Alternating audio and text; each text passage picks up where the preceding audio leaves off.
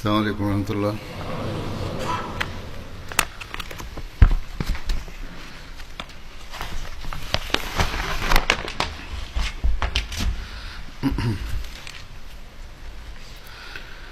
أشهد أن لا إله إلا الله وحده لا شريك له وأشهد أن محمدا عبده ورسوله أما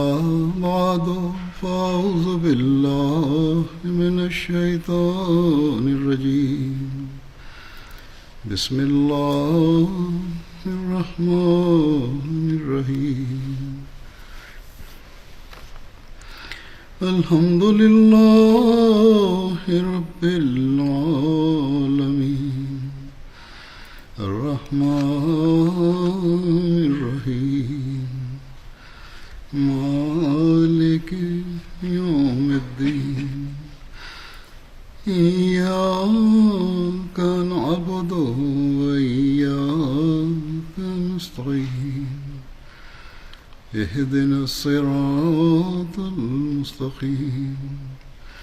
صراط الذين أنعمت عليهم غير المغضوب عليهم ولا الضالين. إنما كان قول المؤمنين إذا دعوا إلى الله ورسوله ليحكم بينهم أن يقولوا سمعنا وأطعنا وأولئك هم المفلحون. ومن يطع الله ورسوله ويخشى الله ويتقه أولئك هم الفائزون. وأقسموا بالله جهد أيمانهم لئن أمرتهم ليخرجن لئن أمرتهم ليخرجن قل لا تقسموا طاعة معروفة قل لا تقسموا طاعة معروفة إن الله خبير بما تعملون. قل أطيعوا الله وأطيعوا الرسول قل أطيعوا الله وأطيعوا الرسول فإن تولوا فإنما عليه ما حمل وعليكم ما حملتم وإن تطيعوه تهتدوا وما على الرسول إلا البلاغ المبين.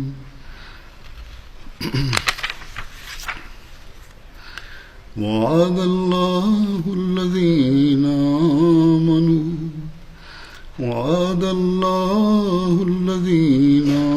آمنوا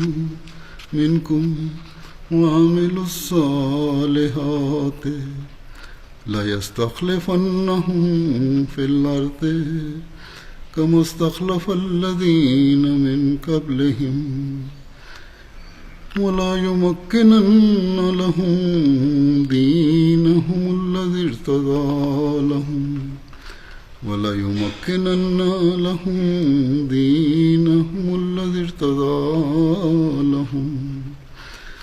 يبدلنهم من بعد خوفهم أمنا ولا يبدلنهم من بعد خوفهم أمنا يعبدونني لا يشركون بي شيئا ومن كفر بعد ذلك فأولئك هم الفاسقون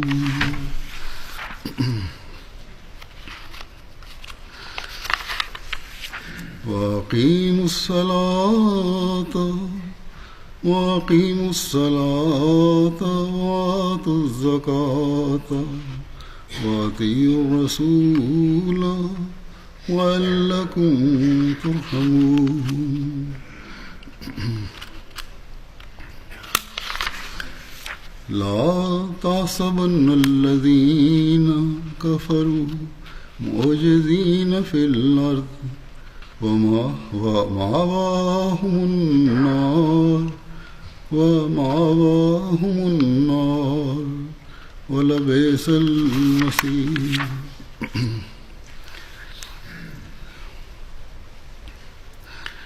یہ آیات جو میں نے تلاوت کی ہیں سورہ نور کی آیات ہیں، اور آیت استخلاف یعنی وہ آیت جس میں اللہ تعالیٰ نے مومنوں میں خلافت کا سلسلہ جاری رکھنے کا وعدہ فرمایا ہے. اس آیت سے پہلے کی بھی آیات ہیں اور بعد کی بھی آیات، اور ان تمام آیات میں اللہ تعالیٰ اور اس کے رسول کی اطاعت اور حکموں پر عمل کی طرف توجہ دلائی گئی. اور اگر یہ ہوگا تو پھر اللہ تعالیٰ خلافت کا انعام دینے کا وعدہ پورا فرمائے گا. اللہ تعالیٰ خوف کی حالت کو امن میں بدلے گا اور دشمنوں کو ان کے انجام تک پہنچائے گا. ان آیات کا ترجمہ یوں ہے کہ مومنوں کا جواب جب وہ اللہ اور اس کے رسول کی طرف بلائے جائیں کہ وہ ان کے درمیان فیصلہ کریں تو یہ ہوا کرتا ہے کہ ہم نے سنا اور ہم نے مان لیا اور ہم نے اطاعت کی، اور وہی لوگ کامیاب ہوا کرتے ہیں. اور جو لوگ اللہ اور اس کے رسول کی اطاعت کریں اور اللہ سے ڈریں اور اس کا تقوی اختیار کریں وہ بامراد ہو جاتے ہیں. اور وہ لوگ اللہ کی پکی قسمیں کھاتے ہیں کہ اگر تو ان کو حکم دے تو وہ فوراً گھروں سے نکل کھڑے ہوں گے. کہو قسمیں نہ کھاؤ، ہمارا حکم تو تمہیں صرف ایسی اطاعت کا ہے جو معروف اطاعت ہے، جو عرف عام میں اطاعت سمجھی جاتی ہے. اللہ اس سے جو تم کرتے ہو یقیناً خبردار ہے. تو کہہ اللہ کی اطاعت کرو اور اس کے رسول کی اطاعت کرو، پس اگر وہ پھر جائیں تو اس رسول پر صرف اس کی ذمہ داری ہے جو اس کے ذمہ لگایا گیا ہے، اور تم پر اس کی ذمہ داری ہے جو تمہارے ذمہ لگایا گیا ہے. اور اگر تم اس کی اطاعت کرو تو ہدایت پا جاؤ گے، اور رسول کے ذمہ تو صرف بات کو کھول کر پہنچا دینا ہے. اللہ نے تم میں سے ایمان لانے والوں اور مناسب حال عمل کرنے والوں سے وعدہ کیا کہ وہ ان کو زمین میں خلیفہ بنا دے گا جس طرح ان سے پہلے لوگوں کو خلیفہ بنا دیا تھا. اور جو دین اس نے ان کے لیے پسند کیا ہے وہ ان کے لیے اسے مضبوطی سے قائم کر دے گا، اور ان کے خوف کی حالت کے بعد وہ ان کے لیے امن کی حالت تبدیل کر دے گا. وہ میری عبادت کریں گے اور کسی چیز کو میرا شریک نہیں بنائیں گے. اور جو لوگ اس کے بعد بھی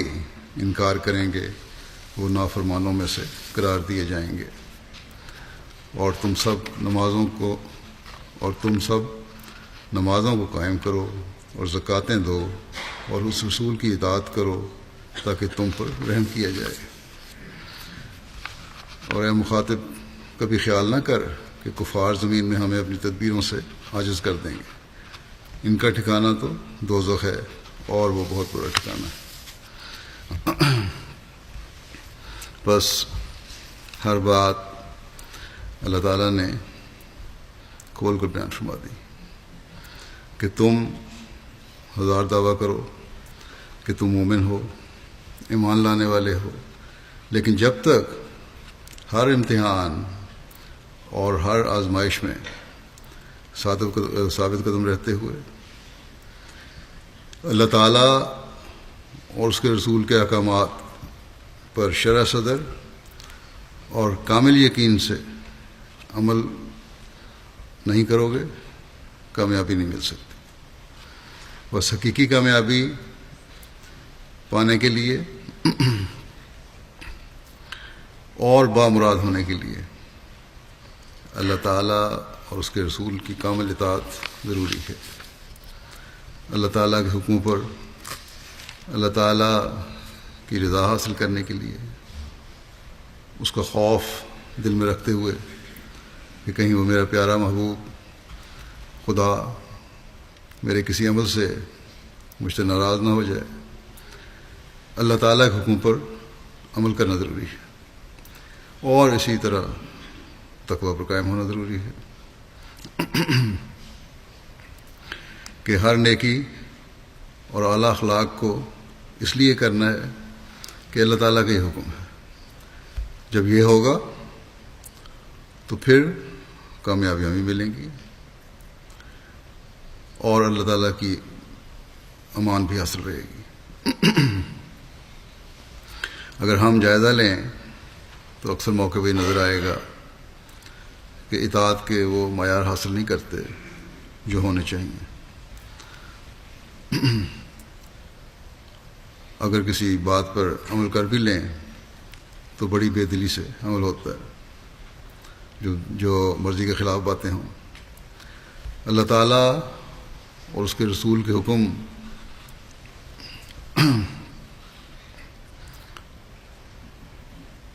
جو ہے، اتنی بار جو اطاعت کا حکم آیا ہے ان آیات میں، یہ خلافت کے جاری رکھنے کے وعدے کے ساتھ جو آیات ہیں ان میں آیا ہے۔ گویا اللہ تعالیٰ فرما رہا ہے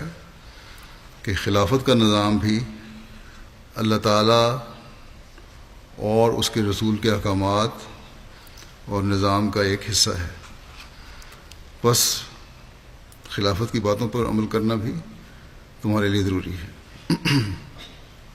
یہ اللہ تعالیٰ کے حکموں میں سے ایک حکم ہے،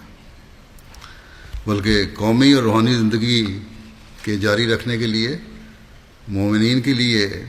یہ انتہائی ضروری چیز ہے کہ اپنے اطاعت کے معیار کو بڑھائیں۔ حضرت صلی اللہ علیہ وسلم نے تو یہاں تک فرمایا ہے کہ جس نے میرے قائم کردہ امیر کی اطاعت کی اس نے میری اطاعت کی، اور میری اطاعت کرنے والے نے خدا تعالیٰ کی اطاعت کی، اور اسی طرح میرے امیر کی نافرمانی میری نافرمانی ہے، اور میری نافرمانی خدا تعالیٰ کی نافرمانی ہے۔ تو خلیفہ وقت کی اطاعت تو عام امیر کی اطاعت سے بہت بڑھ کر ضروری ہے۔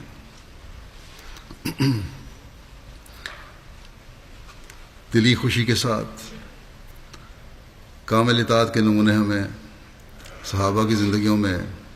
کس طرح نظر آتے ہیں، اس کی ایک مثال دیتا ہوں۔ ایک جنگ کی کمان حضرت خالد بن ولید رضی اللہ عنہ کے سپرد کی گئی، لیکن حضرت عمر رضی اللہ عنہ نے کسی وجہ سے ان کو بدل دیا، اور عین جنگ کی حالت میں ان کو بدلا گیا۔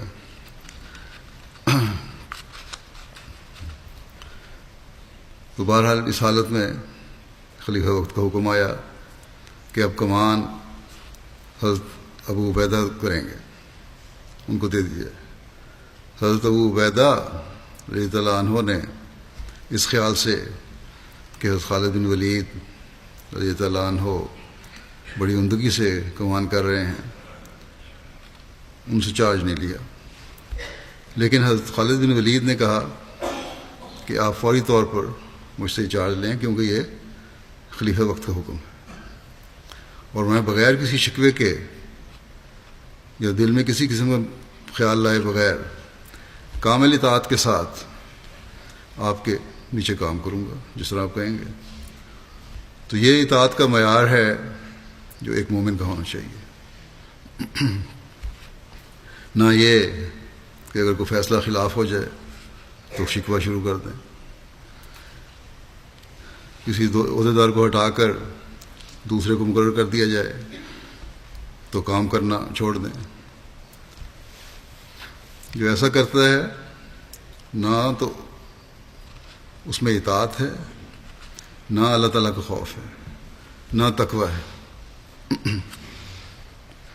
اور مجھے پتہ لگا ہے کہ بعض صدران ایسے ہیں جنہوں نے جون میں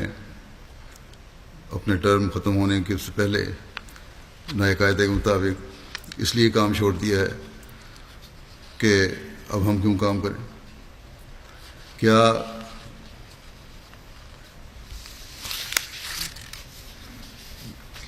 یہ صرف اس لیے کام کر رہے تھے کہ ہم نے مستقل عہدیدار رہنا ہے؟ جو ذمہ داریاں مئی جون کے مہینے میں نبھانی ہوتی ہیں انہوں نے اس پر توجہ نہیں دے رہے. ایک تو ایسی سوچ اپنے دینی کام میں خیانت، دوسرے یہ باغیانہ سوچ ہے اور اپنے آپ کو خلافت کی اطاعت کے دائرے سے باہر نکالنے والی بات ہے. کہ کیونکہ اب خلیفہ وقت نے اس قاعدے کو منظور کر لیا ہے کہ صدر کی ٹرم 6 سال ہوگی، اس لیے ہم بھی اب پوری طرح دل جمی سے کام نہیں کریں گے. بس ایسے لوگوں کو تقویٰ سے کام لینا چاہیے اور خوف خدا کرنا چاہیے. حضرت صلی اللہ علیہ وسلم نے ایک موقع پر بیعت اس نقطے پر کی تھی کہ سنیں گے اور اطاعت کریں گے، خواہ ہمیں پسند ہو یا ناپسند. پھر آپ صلی اللہ علیہ وسلم نے فرمایا کہ جس نے اللہ تعالیٰ کی اطاعت سے اپنا ہاتھ کھینچا وہ اللہ تعالیٰ سے قیامت کے دن اس حالت میں ملے گا کہ نہ اس کے پاس کوئی دلیل ہوگی، نہ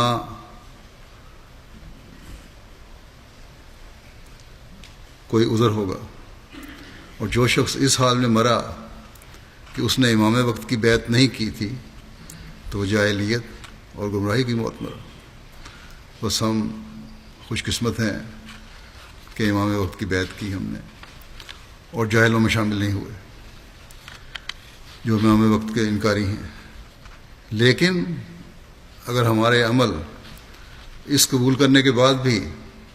جہالت والے رہے تو اپنے آپ کو عملاً اس بیعت سے باہر نکالنے والی بات ہوگی اور اللہ تعالیٰ اور اس کے رسول کی اطاعت سے بھی باہر نکل رہے ہوں گے. بس بیعت کے بعد اپنی سوچوں کو درست سمت میں رکھنا اور کامل اطاعت کے نمونے دکھانا انتہائی ضروری ہے. زمانے کے امام نے اپنی بیعت میں آنے والوں کے معیار کے بارے میں کیا فرمایا ہے؟ ایک موقع پر آپ نے فرمایا کہ ہماری جماعت میں وہی داخل ہوتا ہے جو ہماری تعلیم کو اپنا دستور العمل قرار دیتا ہے اور اپنی ہمت اور کوشش کے موافق اس پر عمل کرتا ہے. لیکن جو محض نام لکھ کر تعلیم کے موافق عمل نہیں کرتا تو یاد رکھے کہ خدا تعالیٰ نے اس جماعت کو ایک خاص جماعت بنانے کا ارادہ کیا ہے اور کوئی آدمی جو دراصل جماعت میں نہیں محض نام لکھوانے سے جماعت میں نہیں رہ سکتا. یعنی عملی حالت اگر اس تعلیم کے مطابق نہیں تو صرف نام لکھوا کر جماعت میں شامل ہونے والی بات ہے اور اصل میں مسیح علیہ السلام فرماتے ہیں کہ میری نظر میں تو جماعت میں نہیں ہے. آپ فرماتے ہیں اس لیے جہاں تک ہو سکے اپنے اعمال کو اس تعلیم کے ماتحت کرو جو دی جاتی ہے اور وہ تعلیم یہ ہے آپ نے فرمایا کہ فتنہ کی بات نہ کرو، شر نہ کرو، گالی پر صبر کرو، کسی کا مقابلہ نہ کرو، یعنی لغو اور بیہودہ باتوں میں مقابلہ نہ کرو، ان باتوں میں مقابلہ نہ کرو کہ اب فلاں عہدیدار بن گیا تو میں نے اطاعت نہیں کرنی، یا مجھے ہٹایا گیا تو میں نے اطاعت نہیں کرنی۔ فرمایا اور جو مقابلہ کرے اس سے سلوک اور نیکی سے پیش آؤ، عام معاملات میں بھی، روزمرہ معاملات میں بھی، لڑائی جھگڑوں میں بھی۔ اگر کوئی مقابلہ ہوتا بھی ہے فضولیات پر، لغویات پہ، تب بھی صرف نظر کرو، اور بلکہ نہ صرف صرف نظر کرو بلکہ نیکی سے پیش آؤ۔ فرمایا کہ شیریں بیانی کا عمدہ نمونہ دکھاؤ، خوش اخلاقی سے بات کرو، نرم زبان استعمال کرو، اچھا نمونہ دکھاؤ اس کا۔ سچے دل سے ہر ایک حکم کی اطاعت کرو، سچے دل سے ہر ایک حکم کی اطاعت کرو کہ خدا تعالیٰ راضی ہو، اور دشمن بھی جان لے کہ بیعت کر کے اب یہ وہ نہیں رہا جو کہ پہلے تھا۔ مقدمات میں سچی گواہی دو۔ اس سلسلے میں داخل ہونے والے کو چاہیے کہ پوری ہمت اور ساری جان سے راستی کا پابند ہو جاوے۔ پھر اللہ تعالیٰ فرماتا ہے کہ یہ لوگ بڑی پکی قسمیں کھاتے ہیں کہ اگر تو حکم دے تو ہم یہ کر دیں گے اور وہ کر دیں گے، جو حکم دو تو اسے پورے نہیں اترتے۔ اس لیے اللہ تعالیٰ نے فرمایا ہے کہ تم زیادہ قسمیں نہ کھاؤ، بڑے بڑے وعدے نہ کرو۔ اگر معروف اطاعت کر لو، ایسی اطاعت جو عرف عام میں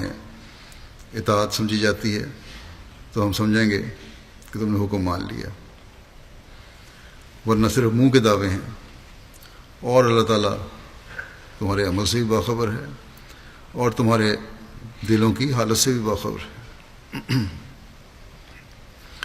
بس عام اطاعت یہی ہے کہ اللہ تعالیٰ کے حق ادا کرو، اس کی عبادت بھی سنوار کر کرو۔ آج کل جو توجہ پیدا ہوئی ہے رمضان میں، اس کو جاری رکھو اور قائم رکھو، اللہ تعالیٰ کے احکام پر عمل کرتے ہوئے اس کے بندوں کے حق بھی ادا کرو۔ اور جیسا کہ حضرت مسیح علیہ السلام نے فرمایا ہے، جو میں نے ابھی بیان کیا ہے، کہ ہر قسم کے فتنہ سے بچو، ہر قسم کے شر اور لڑائی اور جھگڑے سے بچو، اپنے اخلاق عمدہ کرو، ایسے اعلیٰ اخلاق ہوں کہ احمدی اور غیر احمدی میں فرق صاف نظر آنے لگ جائے، سچائی پر ہمیشہ قائم رہو۔ غرض کہ تمام قسم کی نیکیاں کرنا ضروری ہے، اور یہی معروف اطاعت ہے، اسی کا اللہ تعالیٰ نے حکم دیا ہے۔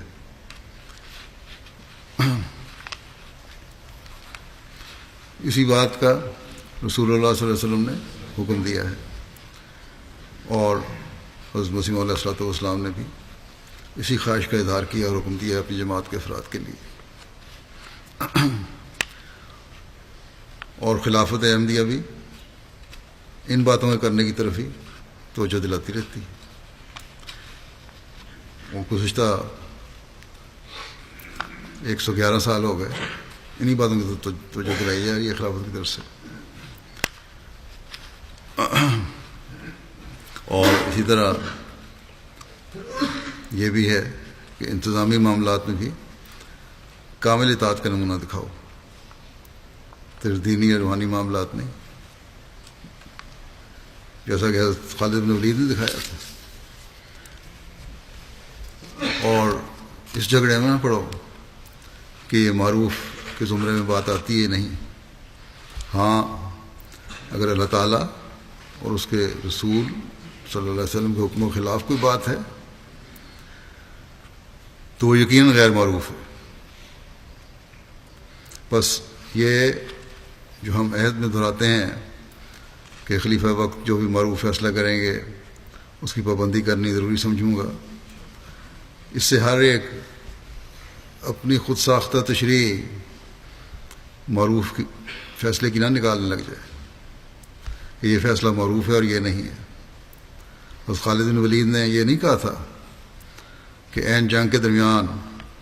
جب فوجیں آمنے سامنے ہیں، اور حضرت خالد بن ولید کی حکمت عملی بھی بہت اچھی تھی اور مسلمانوں کو فائدہ بھی ہو رہا تھا، اس وقت حضرت عمر کا حکم جو آیا وہ غیر معروف تھا۔ نہیں، بلکہ انہوں نے کامل اطاعت کے ساتھ ابو عبیدہ کی زیر کمان ایک عام کمانڈر کی حیثیت سے، فوجی کی حیثیت سے لڑنے کو ہی برکت سمجھا۔ جو لوگ معروف اور غیر معروف کے الجھاؤ اور چکروں میں پڑ جاتے ہیں، ایسے ہی لوگوں کے بارے میں ایک موقع پر خلیفہ مسیح اول رضی اللہ عنہ نے فرمایا تھا کہ ایک اور غلطی ہے، وہ اطاعت در معروف کے سمجھنے میں ہے۔ جن کاموں کو ہم معروف نہیں سمجھتے اس میں اطاعت نہ کریں۔ لوگ خود ہی فیصلہ کر لیتے ہیں کہ جو ہم سب معروف نہیں سمجھتے اس لیے اس میں اطاعت نہ کریں۔ آپ نے فرمایا کہ یہ لفظ نبی کریم صلی اللہ علیہ وسلم کے لیے بھی آیا ہے، جیسا کہ فرمایا ولا یاسینہ کا فی معروف، ولا یاسینہ کا فی معروف، اور نہ ہی معروف امور میں تیری نافرمانی کریں گے۔ خلیفہ فرماتے ہیں کہ اب کیا ایسے لوگوں نے حضرت محمد رسول اللہ صلی اللہ علیہ وسلم کے ایوب کی بھی کوئی فہرست بنا لی ہے؟ آپ کے عیبوں کی یا کمزوریوں کی نعوذ باللہ کوئی فہرست بنائی ہوئی ہے؟ یعنی کوئی ایسی فہرست بنائی ہوئی ہے جن سے یہ پتہ چلے کہ حضرت صلی اللہ علیہ وسلم کے یہ حکم معروف ہیں اور یہ نعوذ باللہ غیر معروف ہیں۔ آپ فرماتے ہیں کہ اسی طرح حضرت صاحب یعنی حضرت مسیح علیہ السلام نے بھی شرائط بیعت میں طاعت در معروف لکھا ہے، اس میں ایک سر ہے، اور وہ یہی راز ہے کہ نبی اور خلفاء اللہ تعالیٰ کے بتائے ہوئے احکامات کے مطابق حکم دیتے ہیں، اور جیسے کہ حضرت مسیح علیہ السلام نے ایک موقع پر اس لفظ کی اس طرح تشریح فرمائی ہے کہ یہ نبی ان باتوں کا حکم دیتا ہے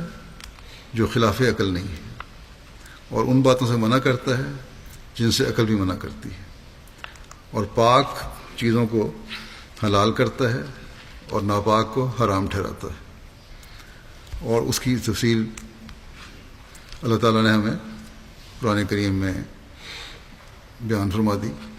حضرت صلی اللہ علیہ وسلم نے بیان فرما دی، تمام اوامر و نواہی، کرنے والی باتیں اور نہ کرنے والی باتیں کھول کر بیان فرما دی، اور جو اللہ تعالیٰ اور اس کے رسول کی پیروی کریں گے وہی نجات پائیں گے، جو ان باتوں پر عمل کریں گے وہی نجات پائیں گے۔ بس ہمیشہ اس بات کو یاد رکھنا چاہیے کہ خلافت کی طرف سے بھی اللہ تعالیٰ اور اس کے رسول صلی اللہ علیہ وسلم کی اتباع میں شریعت اور سنت کے مطابق ہی احکام دیے جاتے ہیں اور دیے جاتے رہیں گے۔ اللہ تعالیٰ نے فرما دیا ہے کہ اگر اطاعت کرو گے تو ہدایت پاؤ گے، ورنہ اس سے ہٹ کر کوئی نجات کا راستہ نہیں ہے۔ اللہ تعالیٰ پھر فرماتا ہے کہ اللہ تعالیٰ اور اس کے رسول کی اطاعت کرنے والوں اور نیک عمل کرنے والوں سے اللہ تعالیٰ کا خلافت جاری رہنے کا وعدہ ہے۔ نیک اعمال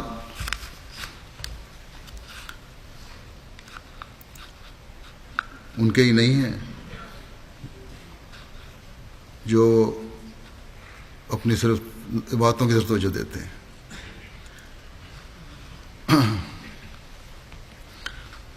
اور اپنے باتیں اللہ تعالیٰ کے لیے خالص کرتے ہیں اور ہر قسم کے شرک سے بچتے ہیں، صرف ظاہری شرک نہیں بلکہ دنیاوی خواہشات اور ان کے پیچھے پڑ کر دین کو ثانوی حیثیت دینے کی حالت بھی شرک کی حالت ہے۔ بے شک یہ بہت بڑی نیکیاں ہیں، لیکن ساتھ ہی اطاعت جو ہے وہ بہت ضروری ہے۔ بس اگر خلافت کے بعد کا جو وعدہ ہے اس کے فیض سے صحیح فائدہ اٹھانا ہے تو پھر نہ صرف اپنی عبادتوں کی حفاظت کرنی ضروری ہے، دنیاوی خواہشات کی شرک سے بچنے کی ضرورت ہے، کامل اطاعت خلیفہ وقت کی کرنی بھی ضروری ہے، ورنہ پھر نافرمانوں میں شمار ہوگا۔ اور جیسا کہ حضرت مسیح علیہ الصلوۃ والسلام نے فرمایا ہے کہ اصل میں تو پھر بیعت سے باہر ہو جائیں گے۔ پھر اللہ تعالیٰ فرماتا ہے کہ مومنوں کی جماعت، خلافت سے وابستہ رہنے والوں کی جماعت، نمازوں کو قائم رکھنے والی جماعت ہے، نمازوں کے قیام کی طرف توجہ دینے والی ہے، مسجدوں کو آباد کرنے والی ہے، اور زکوٰۃ دینے والی ہے، اپنے اموال کو تزکیہ کرنے والی ہے، خدا اور اس کے رسول اور اس کے دین کی خاطر مالی قربانیاں دینے والی ہے، اور رسول صلی اللہ علیہ وسلم کے احکامات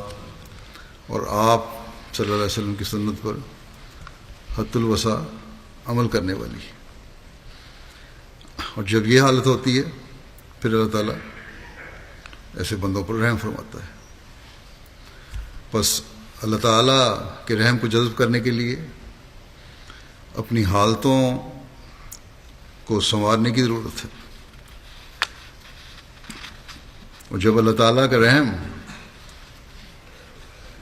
ہمیں اپنی رحمانیت اور رحیمیت کی چادر میں لے لے گا تو پھر دشمن کا ہر مکر اس پر الٹا دیا جائے گا، اور وہ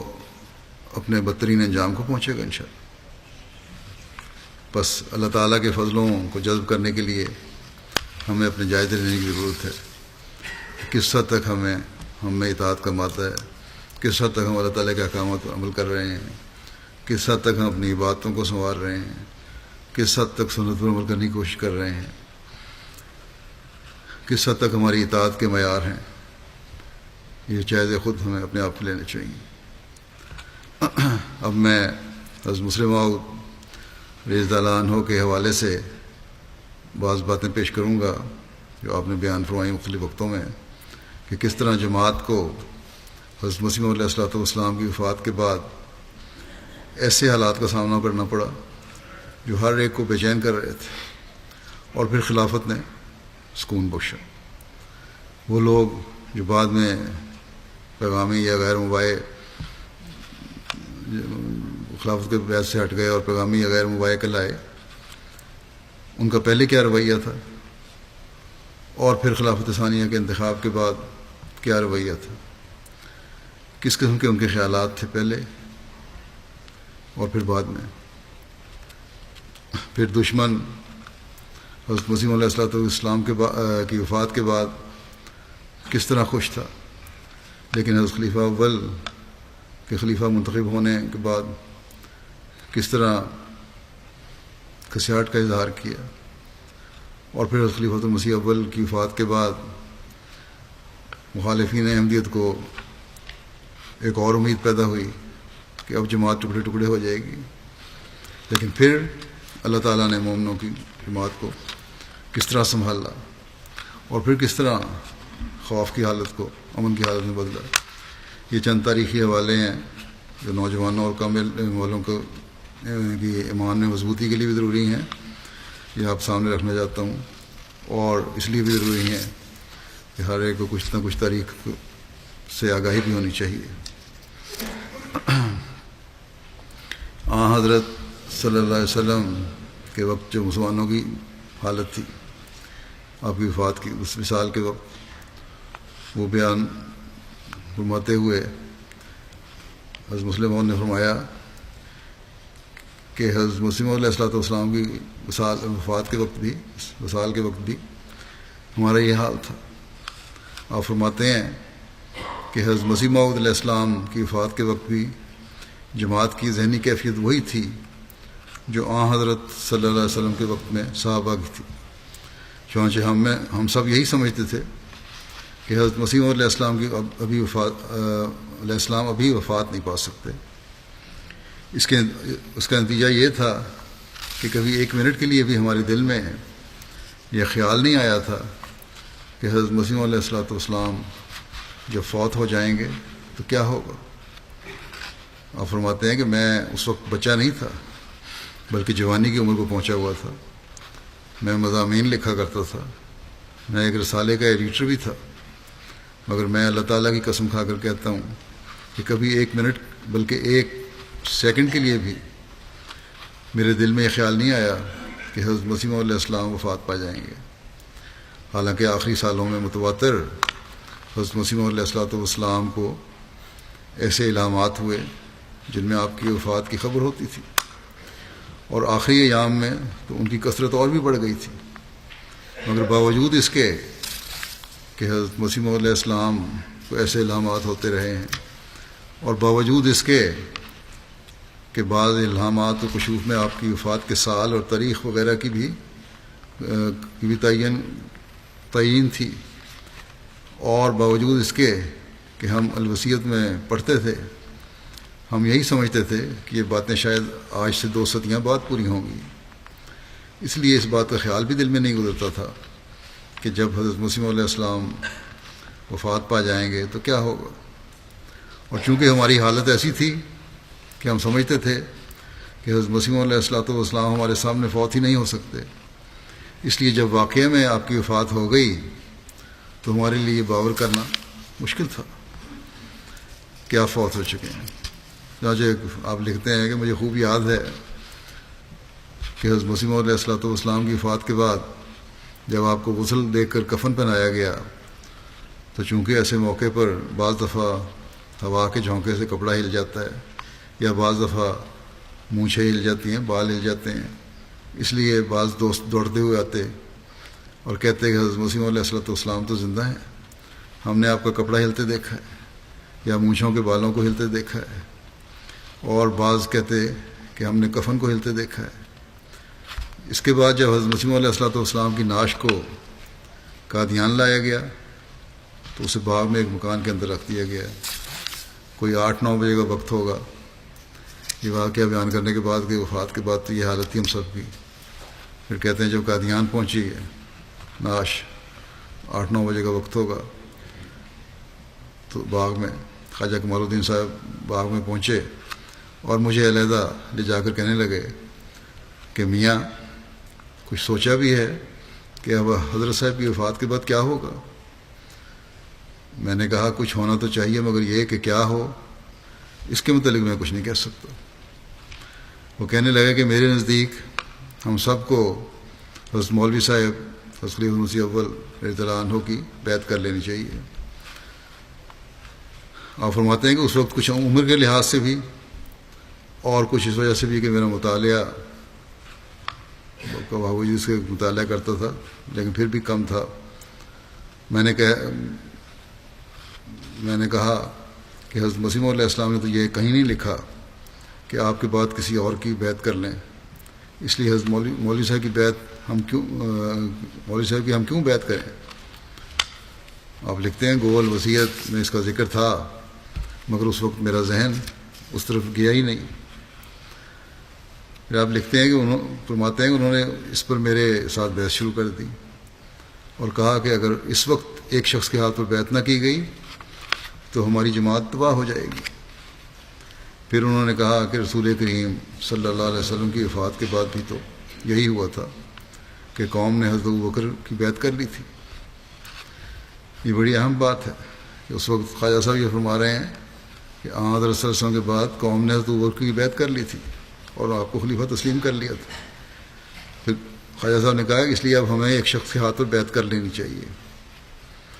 اور اس منصب کے لیے حضرت مولوی صاحب سے بڑھ کر ہماری جماعت میں اور کوئی شخص نہیں۔ پھر آپ لکھتے ہیں کہ مولوی محمد علی صاحب کی بھی یہی رائے تھی نہ، خواجہ صاحب نے کہا خلیفہ مسیح ثانی کو کہ مولوی محمد علی صاحب کی بھی یہی رائے ہے، اور وہ کہتے ہیں کہ تمام جماعت کو مولوی صاحب کی بیعت کرنی چاہیے۔ آپ فرماتے ہیں کہ آخر جماعت نے متفقہ طور پر خلیفۃ المسیح اول کی خدمت میں درخواست کی کہ آپ لوگوں سے بیعت لیں۔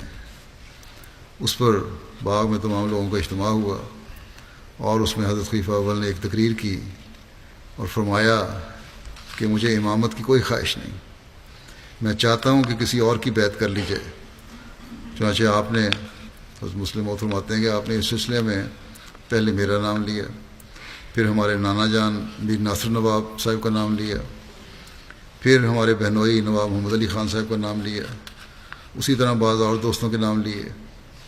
لیکن ہم سب لوگوں نے متفقہ طور پر یہ عرض کیا کہ اس منصب خلافت کے اہل آپ ہی ہیں،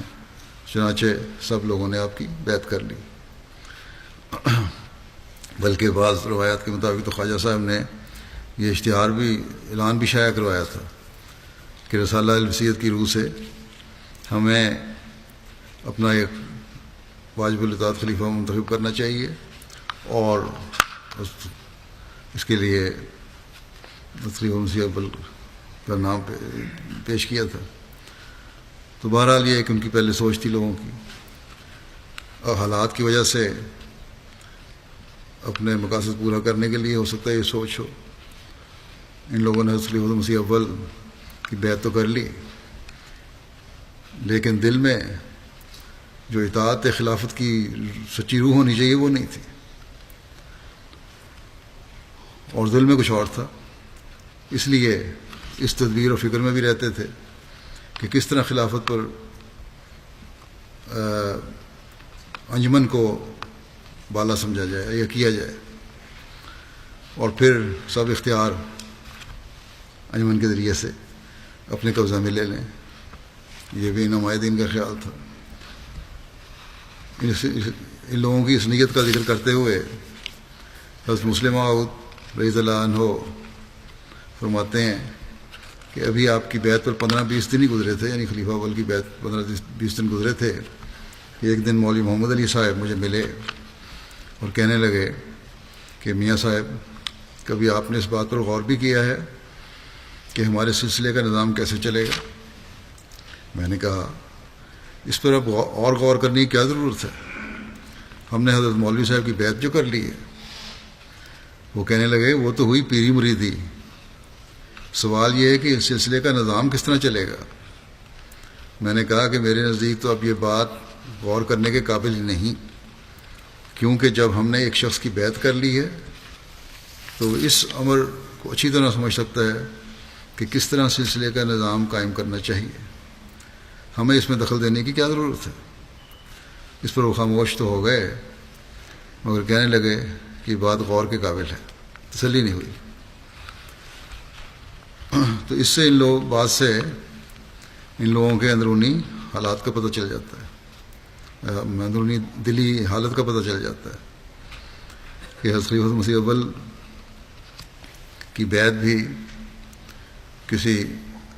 مقصد کے لیے کی گئی تھی، دل سے نہیں۔ اس لیے دلوں کے امن بھی قائم نہیں رہے، سکون بھی قائم نہیں رہا۔ اللہ تعالیٰ کا جو وعدہ ہے خلافت کے ساتھ، کی بیعت کے ساتھ امن کی حالت پیدا کرنے کا، وہ ان میں پیدا نہیں ہو سکا۔ اطاعت جو تھی، کامل اطاعت، اس کے اندر وہ رہنا نہیں چاہتے تھے،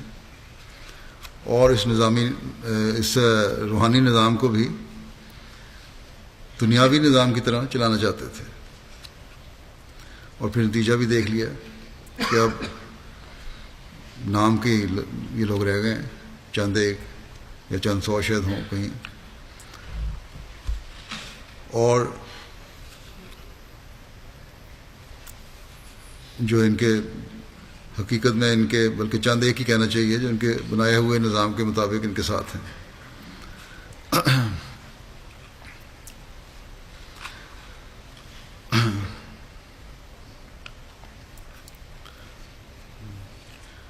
اور جو خلافت کے زیر سایہ جماعت ہے وہ اللہ تعالیٰ کے فضل سے اب دنیا کے 212 ممالک میں قائم ہو چکی ہے۔ پھر اس بات کو بیان فرماتے ہوئے کہ دشمن حضرت مسیح موعود علیہ الصلوۃ والسلام کی وفات پر جماعت کے مستقبل کے بارے میں کیا اظہار کیا کرتا تھا، وفات پر جماعت کے مستقبل کے بارے میں کیا اظہار کرتا تھا، حضرت مسلم موعود بیان فرماتے ہیں کہ جب حضرت مسیح علیہ الصلوۃ والسلام فوت ہوئے تو عام طور پر خیال کیا جاتا تھا کہ اب یہ سلسلہ تباہ ہو جائے گا، اور دشمن خوش تھا کہ چندہ آنا بند ہو جائے گا اور جماعت کی ترقی رک جائے گی، کیونکہ حضرت مسیح موعود کی خاطر لوگ چندہ دیتے تھے۔ مگر جب لوگوں نے 1-2 سال کے بعد دیکھا کہ جماعت افراد کی تعداد کے لحاظ سے بھی بڑھ گئی ہے، قربانی کے لحاظ سے بھی بڑھ گئی ہے، اور اشاعت دین کے لحاظ سے بھی بڑھ گئی ہے، تو انہوں نے یہ نئی بات یہ بنا لی کہ اصل میں مولوی نور الدین صاحب جماعت میں ایک بہت بڑے عالم ہیں اور سلسلے کی تمام ترقی کا انحصار انہیں پر ہے، اور مرزا صاحب کی زندگی میں بھی تمام کام مولوی صاحب ہی کرتے تھے۔ گو ظاہر میں مرزا صاحب کا نام لیتا تھا، بلکہ آپ فرماتے ہیں کہ کئی مولوی طرز کے لوگ جو ظاہری امور کی قدر زیادہ کرتے ہیں وہ حضرت مسیح موعود علیہ الصلوۃ والسلام کے زمانے میں بھی کہا کرتے تھے کہ اس سلسلے کو مولوی نور الدین صاحب چلا رہے ہیں۔ انہوں نے جب حضرت مسیح موعود علیہ السلام کی وفات کے بعد دیکھا کہ مولوی صاحب کے زمانہ میں سلسلہ پہلے سے زیادہ ترقی کر رہا ہے، تو دوسرا گروہ جو مولویوں کا تھا، یا انہوں نے بالکل اپنی بات کو پلٹا، تو انہوں نے کہنا شروع کر دیا، خوش ہو کر یہ کہنا شروع کر دیا کہ ہم نہیں کہتے تھے کہ تمام کام مولوی نور الدین صاحب کر رہے ہیں۔ اس لیے مسیح موعود علیہ الصلوۃ والسلام کی وفات کے بعد بھی فرق نہیں پڑا، اور نور الدین صاحب حضرت مولانا نور الدین صاحب کی وجہ سے جماعت چل رہی ہے۔ پھر ایک مولوی کا اس بارے میں ذکر کرتے ہوئے فرماتے ہیں کہ گجرات کے دوستوں نے مجھے سنایا کہ جب حضرت مسیح موعود علیہ الصلوۃ والسلام فوت ہوئے تو ایک اہل حدیث مولوی نے ہمیں کہا کہ اب تم لوگ قابو آئے ہو، کیونکہ رسول کریم صلی اللہ علیہ وسلم نے فرمایا ہے کہ یہ نبوت کے بعد خلافت ہوتی ہے۔ تم جو کہتے ہیں نبی ہیں حضرت مسیح موعود علیہ الصلوۃ والسلام، چاہے غیر شرعی نبی ہیں، آن رسول اللہ علیہ وسلم کی غلامی میں نبوت ملی ہے، لیکن کہتے تو یہ ہو نبوت ہے، تو نبوت کے بعد تو خلافت ہوتی ہے، اور تم میں خلافت اب نہیں ہوگی۔ تم لوگ انگریزی دان ہو، اس لیے خلافت کی طرف تم نہیں جاؤ گے۔ وہ دوست بتاتے ہیں کہ دوسرے دن تار موصول ہوئی، اس زمانے میں تاریں چلا کرتی تھیں، ڈاک خانے کے ذریعے تار جایا کرتی تھی، آج کل تو 1 سیکنڈ میں یہاں سے خبریں مختلف قسم کے انٹرنیٹ کے ذریعے اور وائرل ہو جاتی ہیں فون کے ذریعے، لیکن اس زمانے میں تار کا نظام تھا، اور تار بھی دوسرے تیسرے دن بعض وہ پہنچتی تھی۔ تو بہرحال کہتے ہیں دوسرے دن تار موصول ہوئی کہ جماعت نے حضرت مولوی نور الدین صاحب کی بیعت کر لی ہے اور ان کو اپنا خلیفہ بنا لیا ہے۔ جب احمدیوں نے اس مولوی کو بتایا تو کہنے لگا کہ نور الدین تو بڑا پڑھا لکھا آدمی ہے، اس لیے اس نے جماعت میں خلافت قائم کر دی، اگر اس کے بعد خلافت رہی تو پھر دیکھیں گے۔ پھر جب آپ فرماتے ہیں کہ حضرت خلیفہ اول فوت ہوئے تو کہنے لگا کہ اس وقت اور بات تھی، اب کوئی خلیفہ بنے گا تو دیکھیں گے۔ دوست بتاتے ہیں کہ اگلے دن تار پہنچ گئی کہ جماعت نے میرے ہاتھ پر بیعت کر لی ہے۔ اس پر کہنے لگا یارو تم بڑے عجیب لوگ ہو، تمہارا کوئی پتہ نہیں لگتا، ماننا پھر بھی نہیں۔ تو اب بھی یہی کہتے ہیں، اور اسی وجہ سے حسد کی آگ مستقل انہیں لگی ہوئی ہے، جیسا کہ میں پہلے ہی بتا چکا ہوں بعض دفعہ کہ انتخاب خلافت خامسہ کے وقت ایک مولوی صاحب کہنے لگے کہ سارا کچھ میں نے دیکھا ہے نظارہ، لگتا تو یہی ہے کہ اللہ تعالیٰ کی فعلی شہادت تم لوگوں کے ساتھ ہے، لیکن یہ نشان دیکھ کر بھی ماننے کے بجائے حسد اور مخالفت اور بغض میں بڑھتے چلے جا رہے ہیں۔ بہرحال اللہ تعالیٰ تو خلافت سے وابستہ جماعت کو ترقی دے رہا ہے، جماعتیں پھیل رہی ہیں دنیا میں، اور دور دراز ملکوں میں بیٹھے ہوئے بھی خلافت سے وفا کا تعلق رکھے ہوئے ہیں اور اس میں بڑھتے چلے جا رہے ہیں۔ اللہ تعالیٰ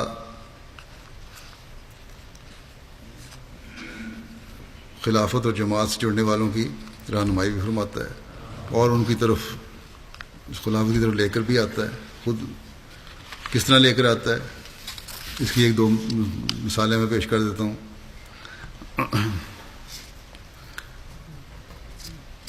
جیسا کہ مولوی سے نے کہا تھا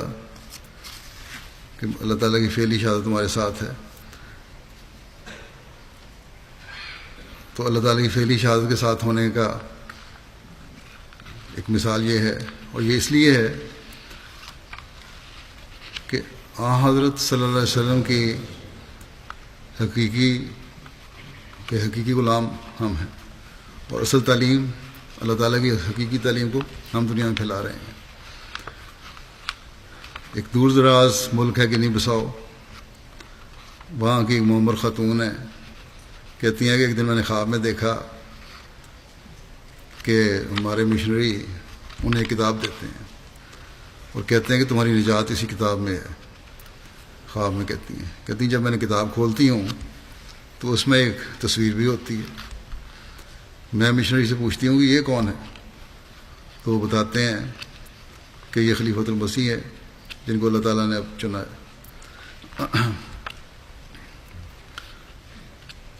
اگلے دن وہ خاتون کہتے ہیں ہمارے مشنری کے پاس آئیں تو مشنریوں نے بتایا کہ آپ کی خواب تو کسی تعبیر کی محتاج نہیں ہے، اللہ تعالیٰ نے خود آپ کی رہنمائی کر دی ہے. اس پر وہ خاتون کہنے لگی کہ خدا کی قسم میں آج سے احمدی ہوں، اور واقعی احمدیوں کا خلیفہ خدا تعالیٰ کا بنایا ہوا ہے. یہ خلافت جو جاری ہے یہ اللہ تعالیٰ کی طرف سے ہے. چنانچہ اسی وقت اس نے بیعت کر لی، اور بیعت کرنے کے بعد تمام جماعتی پروگراموں میں وہ حصہ لیتی ہیں اور اپنی توفیق کے مطابق چندہ بھی دیتی ہیں، اور بڑی بہادری کے ساتھ تبلیغ بھی کر رہی ہیں اور لوگوں کو بتاتی ہیں کس طرح اللہ تعالیٰ نے خود ان کی رہنمائی کی. اسی طرح ایک مصری دوست ہیں، وہ کہتے ہیں کہ میں MTA پر آپ کے خطبے دیکھ کر میں انتہائی برائیوں میں مبتلا تھا، جھگڑالو قسم کا تھا، اور MTA پر خطبے دیکھ کر میں نے دین کی طرف سے خود پیدا ہوئی، اور پھر میں نے عہد کر لیا کہ میں احمدی ہو جاؤں گا، کیونکہ یہی خلافت ہے جو صحیح رہنمائی کر رہی ہے ہماری. اسی طرح اور بعض ہیں مثالیں کہ کس طرح اللہ تعالیٰ مختلف وقتوں میں مختلف جگہوں پر مختلف ملکوں میں لوگوں کی رہنمائی کر رہا ہے. کیمرون کے شہر مروا میں کہتے ہیں مشنری انچارج صاحب کے لوگ MTA دیکھتے ہیں، اور MTA افریقہ جب سے شروع کیا گیا ہے بہت کثرت سے لوگ دیکھ رہے ہیں، اور وہاں خاص طور پر خطبات کو ضرور سنتے ہیں، اور خطبات کو سننے کے بعد ان میں ایک تبدیلی پیدا ہو رہی ہے، اور جماعت کی طرف رجحان بھی بڑھ رہا ہے، اور جو احمدی ہیں وہ مضبوط ایمان بھی ہو رہے ہیں، اور زیادہ سے زیادہ ان کی کوشش ہے اپنے آپ کو خلاف سے وابستہ رکھیں، وابستہ کریں، اور کامل اطاعت کے نمونے بھی دکھائیں.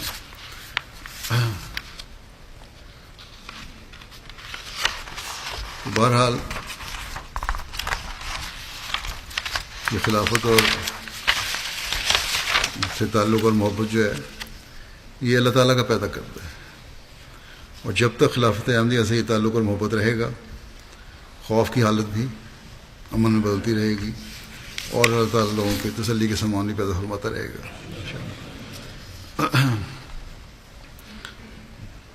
مختلف جگہوں پر جب میں جاتا ہوں دوروں پر بھی لوگ بتاتے ہیں، خطوط بھی اس کے علاوہ بہت سارے آتے ہیں کہ کس طرح ان کو احمدیت قبول کرنے کے بعد اللہ تعالیٰ نے خلافت سے تعلق پیدا کرنے کی توفیق عطا فرمائی، اور کس طرح ان کے ایسی حالتوں کو جہاں وہ انتہائی پریشانی کی حالت میں تھے امن بھی عطا فرمایا. بس جو خلافت سے وابستہ رہیں گے،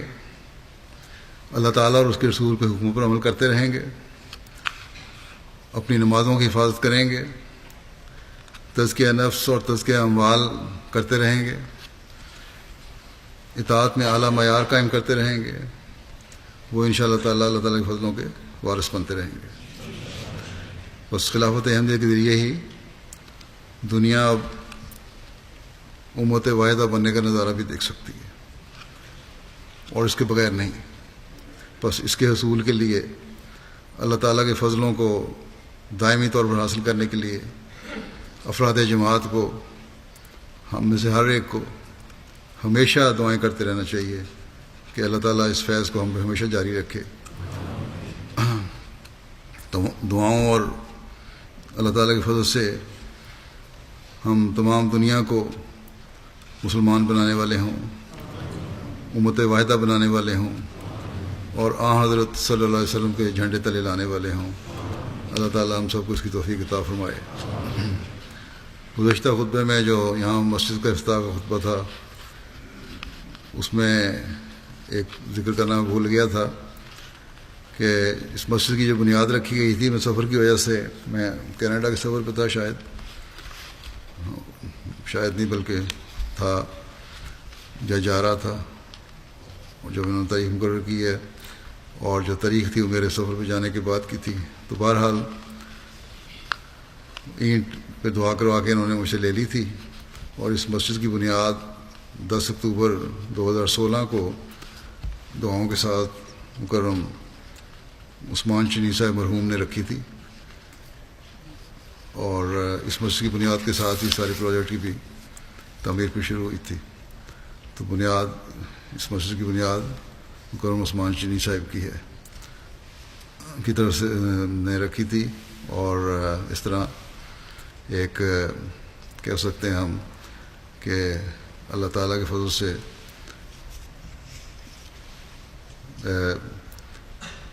چینی قوم کا بھی اس میں حصہ ہے، اور اس لیے ہمیں دعا کرنی چاہیے کہ اللہ تعالیٰ چین میں بھی اسلام کو جلد پھیلانے کی توفیق عطا فرمائے ہمیں. مکرم عثمان چینی صاحب کی بڑی خواہش تھی، ہر وقت اس فکر میں رہتے تھے کہ چین میں کسی طرح احمدیت اور اسلام کا حقیقی پیغام پہنچے. ہمیں جہاں ان کے درجات کی بلندی کے لیے دعا کرنی چاہیے، وہاں چین میں بھی اور دنیا کے ہر ملک میں بھی احمدیت اور حقیقی اسلام کے پھیلنے کے لیے بھی بہت دعائیں کرنی چاہیے. اللہ تعالیٰ اس کی توفیق دے.